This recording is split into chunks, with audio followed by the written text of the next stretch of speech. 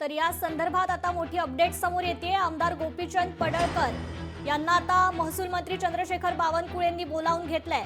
त्वरित भेटायला येण्याच्या सूचना या ठिकाणी देण्यात आलेल्या आहेत। गोपीचंद पडळकर यांची मुख्यमंत्री आणि महसूल मंत्र्यांकडे आता तक्रार गेलेली आहे आणि या तक्रारीनंतर आता गोपीचंद पडळकर यांना महसूल मंत्री चंद्रशेखर बावनकुळेंनी त्वरित बोलावून घेतलेला आहे। त्वरित भेटायला येण्याच्या सूचना त्यांना देण्यात आल्या।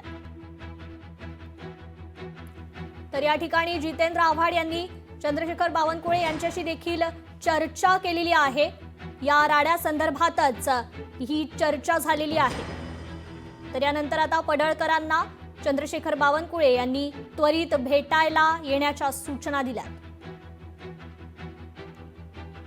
आव्हाड आणि पडळकरांचे कार्यकर्ते एकमेकांना विधान भवन परिसरातच भिडले असल्याची ही घटना घडली आणि त्यानंतर आता जितेंद्र आव्हाड यांनी चंद्रशेखर बावनकुळे यांच्याशी चर्चा केली आणि त्यानंतर आता महसूल मंत्री चंद्रशेखर बावनकुळेंनी आमदार गोपीचंद पडळकर यांना त्वरित भेटायला येण्याच्या सूचना दिलेल्या आहेत। गोपीचंद पडळकर यांची मुख्यमंत्री आणि महसूल मंत्र्यांकडे आता तक्रार गेलेली आहे।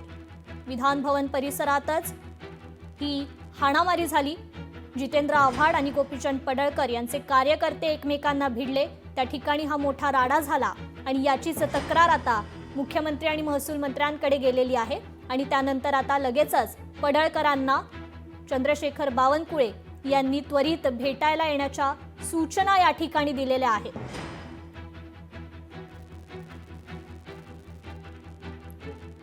या भेटीनंतर आता या राड्याबाबत काय निर्णय घेतला जाईल तो आता समोर येईल।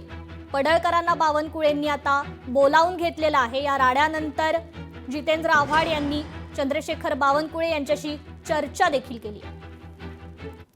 या संदर्भात आपण अपडेट घेणार आहोत। आपले प्रतिनिधी स्वप्नील जाधव आपल्याशी जोडले गेलेले आहेत। स्वप्नील, चंद्रशेखर बावनकुळे आणि जितेंद्र आव्हाड यांच्यामध्ये ही चर्चा झाली आणि त्यानंतर आता चंद्रशेखर बावनकुळे यांनी गोपीचंद पडळकर यांना आता भेटायला बोलवलेलं आहे। या भेटी दरम्यान आता नेमकी काय चर्चा होणार आहे याकडे सगळ्यांचं लक्ष लागलंय। कृपा, निश्चितच या फ्रीस्टाईल हाणामारीनंतर या ठिकाणी जितेंद्र आव्हाड आणि चंद्रशेखर बावनकुळे यांची भेट झाली। विधान भवनाच्या पायऱ्यांवरती ही भेट झाली होती आणि या पायऱ्यांवरती किमान 2 ते 2.5 मिनिटं बावनकुळे आणि जितेंद्र आव्हाड यांचा संवाद झाला। जो काही प्रकार घडला हा विधान भवनाच्या लॉबीमध्ये घडला, जो काही प्रकार होता या संदर्भात त्याची पार्श्वभूमी आणि आजचा नक्की काय घडलं याची माहिती जी आहे ती सुद्धा चंद्रशेखर बावनकुळे यांच्या कानावरती घालण्यात आलेली आहे। त्यातून त्यांच्यात चर्चा झालेली आहे। मात्र गोपीचंद पडळकर यांना सुद्धा समज देण्यात येईल असं एकंदरीत सांगितलं जाते। त्यामुळे गोपीचंद पडळकर यांना आता बावनकुळे यांनी त्यांच्या दालनामध्ये भेटण्यास बोलवले आहे। एकूणच या प्रकरणात आता नवीन वळण काय येतं हे पाहणं महत्त्वाचं ठरणार आहे। मात्र हा जो काही प्रकार आहे याला पार्श्वभूमी आहे। याच्या आधी सुद्धा या दोन्ही नेत्यांमध्ये शाब्दिक चकमक झाली होती आणि त्यातून कुठेतरी ही हाणामारी कार्यकर्त्यांमध्ये झाल्याचं पाहायला मिळते। त्यामुळे नक्की बावनकुळे जे आहेत ते गोपीचंद पडळकर यांना काय समज देतात हे पाहणं महत्त्वाचं आहे। मात्र आक्रमक नेते आहेत गोपीचंद पडळकर सुद्धा, त्यामुळे याचं उत्तर गोपीचंद पडळकर हे देणार का हे पाहणं महत्त्वाचं ठरणार आहे। मात्र मुख्यमंत्री देवेंद्र फडणवीस यांनी पण आता एक उत्तर देताना असं म्हटलेलं आहे की हा जो विधान भवनाचा जो प्रिमायसेस आहे, परिसर आहे, तो विधानसभा अध्यक्षांच्या अखत्यारीत येतो, त्यांच्या अंतर्गत येतो। त्यामुळे या सर्व घटनेची शहानिशा करून ते नक्की या संदर्भात कारवाई करतील आणि कारवाई करण्याचा अधिकार सुद्धा हा विधानसभा अध्यक्षांचाच राहिला।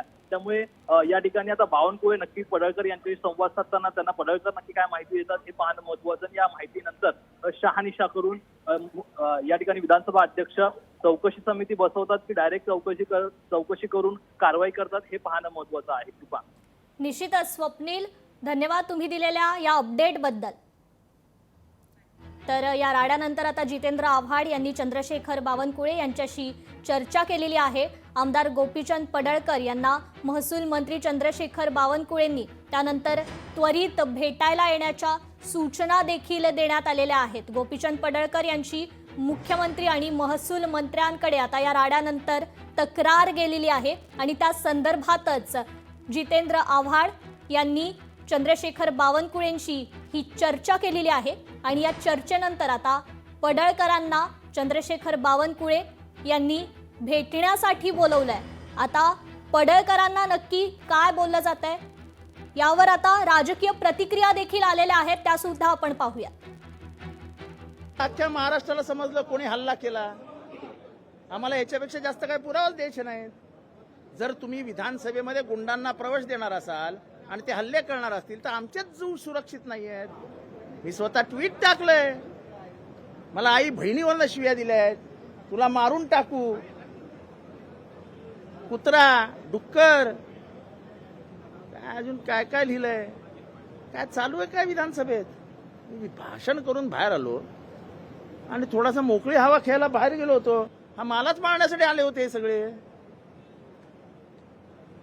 म्हणजे विधानसभेमध्ये विधिमंडळाच्या पायऱ्यांवर भवनामध्ये आमदार सुरक्षित नसतील तर कशाला राहायचं आमदार. काय गुन्हा आहे आमचा. लोकशाही मराठी ऐका, पहा, जागरूक रहा.